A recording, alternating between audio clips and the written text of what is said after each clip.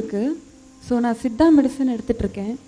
ஒரு 1.5 மந்த்தாக எடுத்துகிட்ருக்கேன். இப்போ ரொம்ப பெட்டராக இருக்குது. எல்லா ப்ராக்டிஸும் என்னால் பண்ண முடியுது. ஆனால் இந்த சித்தா மெடிசனில் ஏதோ மெட்டல் கலக்கிறதா சொல்கிறாங்க. அலோபதிக்கும் ஆயுர்வேதா இதெல்லாம் கம்பேர் பண்ணும்போது இந்த சித்தா மெடிசன் என்ன மாதிரி நம்ம உடம்புல தாக்கம் செய்யுது? Essentially, the difference between Ayurveda and Siddha and Allopathy is just this. Allopathy is purely chemicals, chemical manipulation of the system. When it's an emergency, you must use it. But if it's a long… if it's a chronic ailment which is going to be with you for a long time, and you're going to take some medicine for a long time, definitely popping pills for long periods of time is not a good thing. So Ayurveda is herbal. Herbs are also chemicals, but in natural form. It's way better than taking it in a synthetic form. Ayurveda needs a certain amount of application and knowledge because there are over 300,000, 300,000 Ayurvedic formulations according to the ancient texts. 300,000 formulations you have to understand if you have to really prescribe Ayurveda. So, prescribing or practicing Ayurveda is it needs a lifelong involvement. These days I see people come from outside the country, they study Ayurveda for 1.5 months and they're certified Ayurvedic teachers or doctors, practitioners, which is a very dangerous thing to do.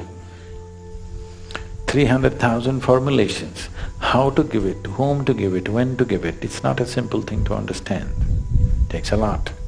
Above all, you need a phenomenal understanding of the body to be able to prescribe this. Siddha is very different in the sense, Siddha is essentially elemental in nature.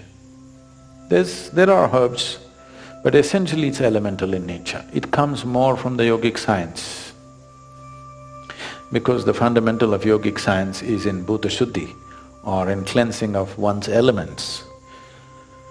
This is an evolution from the yogic science, and Siddha Vaidya was essentially formulated by Agastya Muni, and they say Adiyogi himself practiced it and Agastya brought it to the south, and only in the south it lived, nowhere else.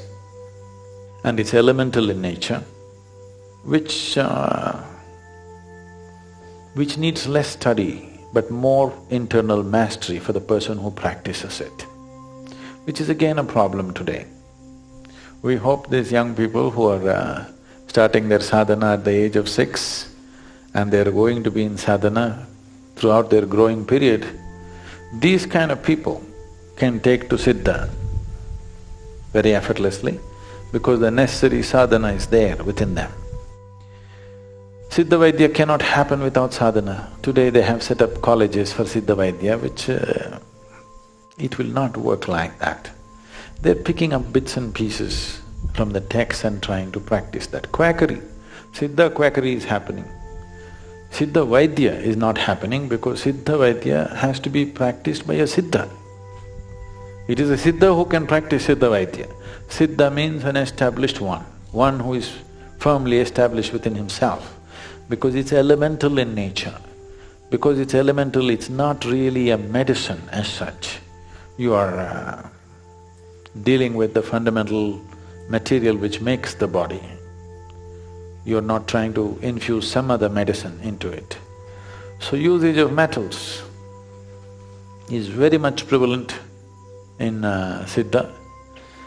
I know the Western medicine will immediately brand it as nonsense, but in Siddha, all the things that you consider as poisonous are used as a part of their medicine. 9 deadly poisons, you've heard of Navapashana. All the 9 deadly poisons are used as medicine. Lead is very frequently used, mercury is regularly used.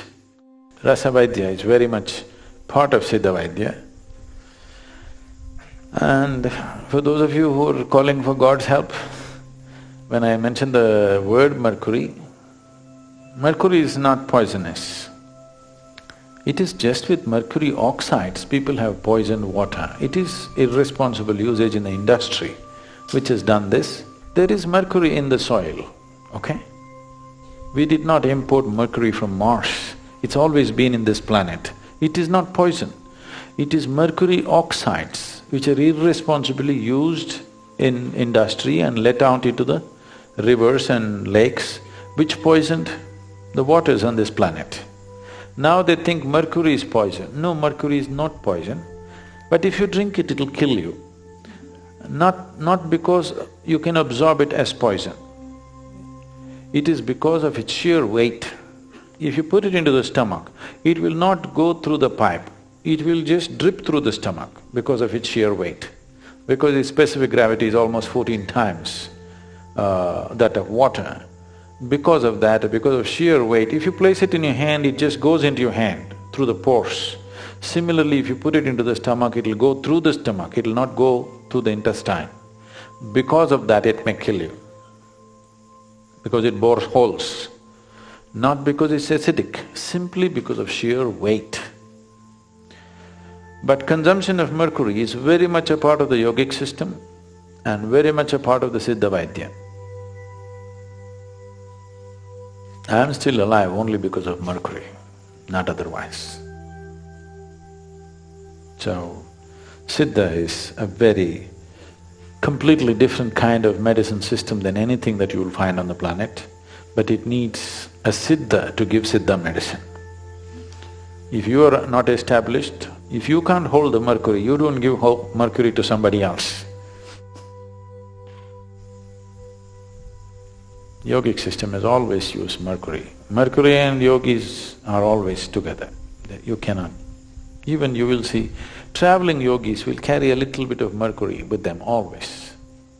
If not in liquid form, in solid form, solidified mercury, people do practices, keeping it in their mouth and doing things and whatever. There are various aspects to it. Nobody try that here, okay? We don't want you dead. It's not just bad things that kill you, good things that you're not ready for can kill you.